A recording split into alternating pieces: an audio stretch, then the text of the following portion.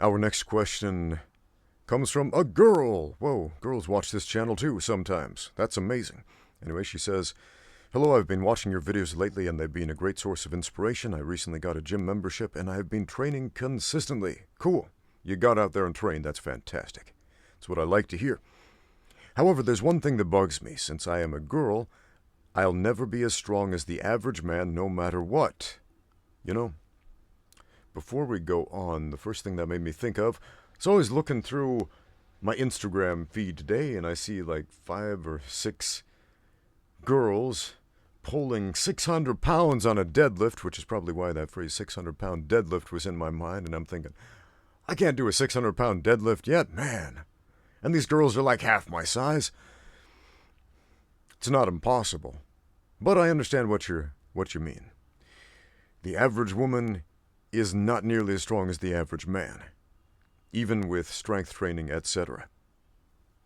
So,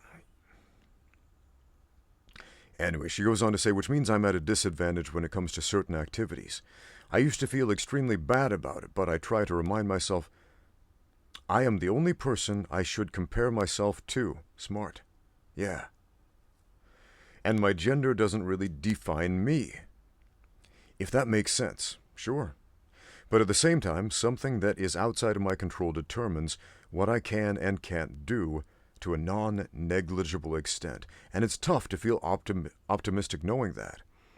One thing I do have going for myself is my height. I'm 5'9", which is relatively tall for a 16-year-old. Here's my question. How can I stay hopeful and be more resilient when faced with adverse circumstances, especially when it comes to disciplines like martial arts, which mostly depend on strength? Man. As soon as you start training in a martial art where there is regular sparring, and you are meeting that regular opposition, you are confronted with some stark realities immediately about how very little you know about martial arts, about how incredibly weak you truly are, how incredibly incapable you truly are, how limited you are, how mortal you are, how much nothing that we amount to in this physical universe. When somebody who's just slightly bigger and slightly stronger and slightly more experienced can just absolutely tool us. And that sucks.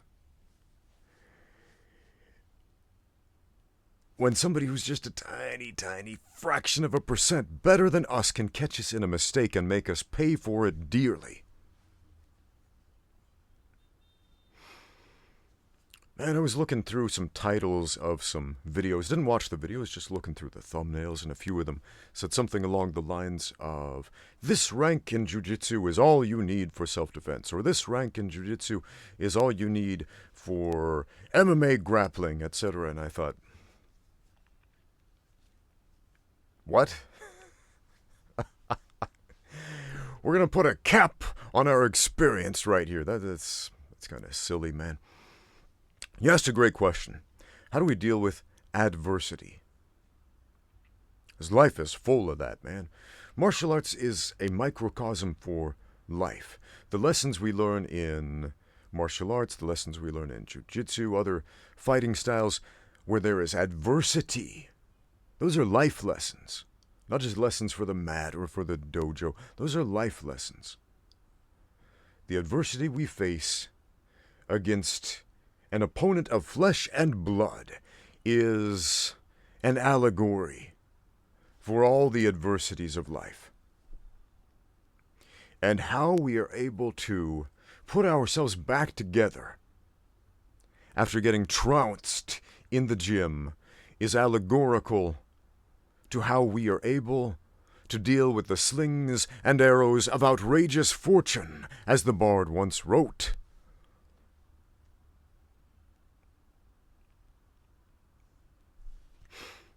I want to take a look at the specific language you used once again to ask this question. How can I stay hopeful and be more resilient when faced with adverse circumstances?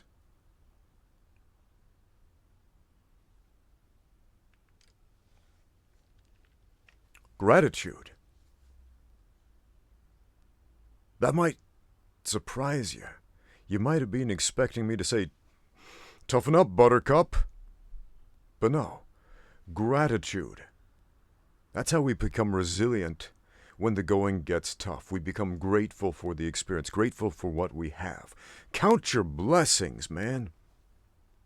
Because when we don't do that, it gets really easy to start looking over at other people, comparing ourselves to others instead of ourselves yesterday, and think, man, my life would be so much better if I had what he had, if I had what she had. If my life was different than what it is now, I would be happy. I wouldn't have to deal with all of this. If I just had muscles, if I could just lift 600 pounds like those Instagram girls. Ugh. We can't afford to do that, because that is limiting. That doesn't push us in any direction except down. Be grateful for what you have. I got 2 of these. I'm pretty grateful for that. I got 2 functioning legs. Oh, man, I'm eternally grateful for that. I got a functioning mind, functioning heart. I can breathe normally. That wasn't always the case, my friends. And I've got the freedom to choose what I will do with this life. And that is a gift. And if you are able to express gratitude for those gifts, we can become resilient against all of it. And there's a great movie. What was it called? It's a war movie, World War II era movie, based on a true story. I don't remember the fellow's name. Unbroken. Great movie. I loved it. It's about this dude. He is a pilot. Is he a pilot? Anyway, he's a soldier. His plane is shot down over the ocean. Him and some of the crew on his plane, they manage to escape onto a life raft. And while they are thinking, oh no, we are adrift in the ocean, we've been shot down, sharks come out and try to destroy the life raft. Meanwhile, the enemy plane circles back and starts shooting at them. So they've got sharks in the water trying to eat them. A plane above shooting machine gun fire from above, and then they get caught by the enemy and taken to a prisoner of war camp where they are mistreated and tortured, and it's all kinds of rough for a very long time. And we follow this one man's ordeal through all of this, and the movie played it down quite a bit. If you listen to the real guy's real story, the movie played it down because it almost seemed unbelievable, the level of adversity he went through. Movies actually do this a lot because truth is so often stranger than fiction. There was a movie, what was it called, man? It had Johnny Depp. He plays, it was also based on a true story. But a guy, he was a prisoner. He made a wooden gun, a fake wooden gun, like painted it black with shoe polish, and used this fake gun to get his way out of the prison by threatening the guards. And in the movie, it was 2 guards. In real life, it was like 20 of them.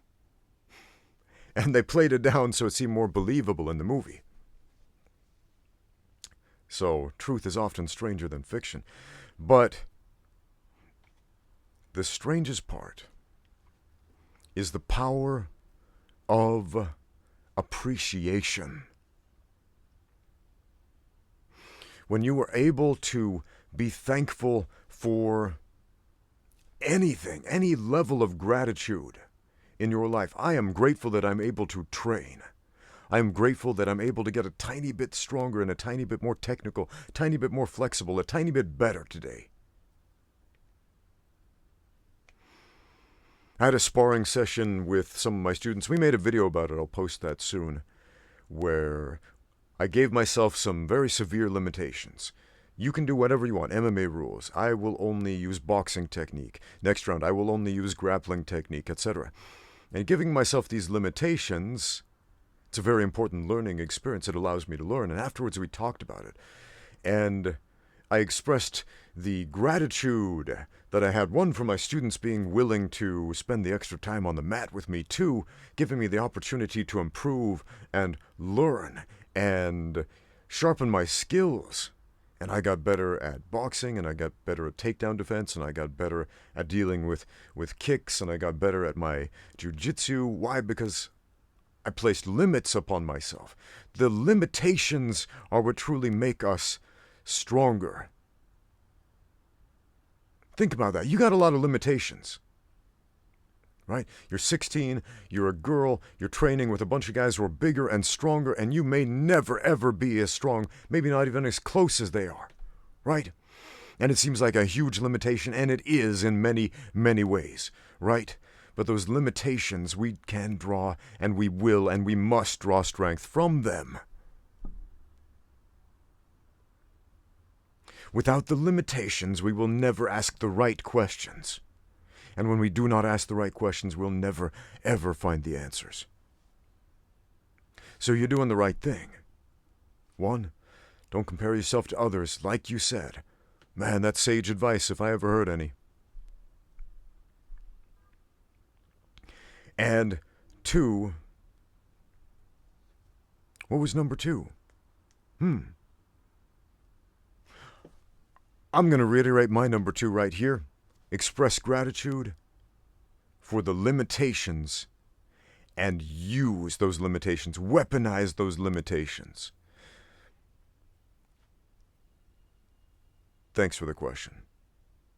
And thank you for watching. Now get out there and train.